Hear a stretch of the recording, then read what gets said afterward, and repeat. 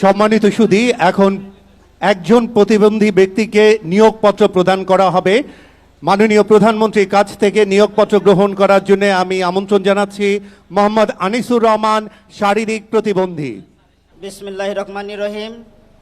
মঞ্চে উপস্থিত গরিব, অসহায়, দুস্থ সারা বাংলাদেশের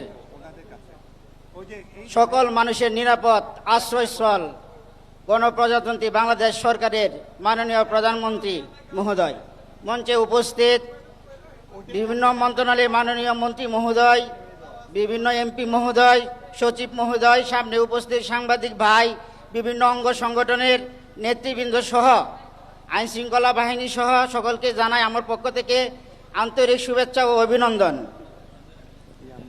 আজকে হয়তো সবাই দেখেছেন যে আমি মাননীয় প্রধানমন্ত্রী মহোদয়ের হাত থেকে একটি অ্যাপয়েন্টমেন্ট লেটার পেয়েছি। এই অ্যাপয়েন্টমেন্ট লেটার পাওয়াটা আমার পক্ষে এতটা সহজ ছিল না। এই অ্যাপয়েন্টমেন্ট লেটারটা পাওয়ার পিছনে আমার এই কিশোরগঞ্জবাসী সবচেয়ে বেশি অবদান রেখেছেন। বিশেষ করে আমাদের সাংবাদিক ভাইয়েরা আমাকে এবং আমার প্রতিবন্ধী বোনটাকে নিয়ে নিউজ করেন, যে নিউজটা আমাদের কিশোরগঞ্জ হুসেনপুর আসনের মাননীয় এমপি মহোদয় দৃষ্টিগোচর হয়। পরে মাননীয় এমপি মহোদয় আমাদের কুলিয়াচর ভৈরব আসনের মাননীয় প্রতিমন্ত্রী মহোদয় জনাব আলম স্যারের দৃষ্টিগোচরের মাধ্যমে মাননীয় সমাজ কল্যাণ মন্ত্রীদেরকে অবহিত করে মাননীয় প্রধানমন্ত্রী মহোদয়ের দৃষ্টিগোচরের মাধ্যমে আজকে আমি এই অ্যাপয়েন্টমেন্ট লেটারটা পাই। আমার পরিবারে 5 জন সদস্য, এর মধ্যে আমিও শারীরিক প্রতিবন্ধী, আমার বোনটাও শারীরিক প্রতিবন্ধী, আমার বাবা হার্টের রোগী। আমার এই অ্যাপয়েন্টমেন্ট লেটার বা এই চাকরিটার পাওয়ার পেছনে সবচেয়ে বেশি যে অনুপ্রেরণা ছিল আমার মা। আমার মা আমাকে কষ্ট করে ছোটোবেলা থেকে সমাজের অনেক মানুষের অবহেলা, অবঞ্চিত এবং সমাজের লাঞ্ছনার শিকার হয়ে অনেকে বলছিল যে আমাকে লেখাপড়া করিয়ে কি হবে, ওকে পাগলা মসজিদের সামনে অথবা কিশোরগঞ্জ কোর্টের সামনে নিয়ে বসে ভিক্ষা করাও।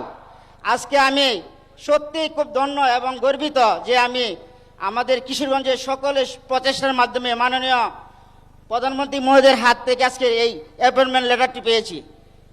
আমি সর্বশেষে মাননীয় প্রধানমন্ত্রী সহ এখানে যারা আছেন সকলের দীর্ঘায়ু কামনা করে, সেই সাথে আমাদের দেশমাতা বেগম খালেদা জিয়া, শহীদ প্রেসিডেন্ট জিয়াউর রহমান, যিনি আমাদের এই বাংলাদেশের স্বাধীনতার ঘোষক ছিলেন, তাদের জন্য আল্লাহ পাক জান্নাতের উচ্চ মাকাম দান করেন, যাতে জান্নাতুল ফেরদৌস দান করেন, এই আশা ব্যক্ত করে আমি আবারও মাননীয় প্রধানমন্ত্রী মহোদয়কে আমার পক্ষ থেকে চিরকৃতজ্ঞতা জানিয়ে আমার কথা শেষ করলাম। আসসালামু আলাইকুম।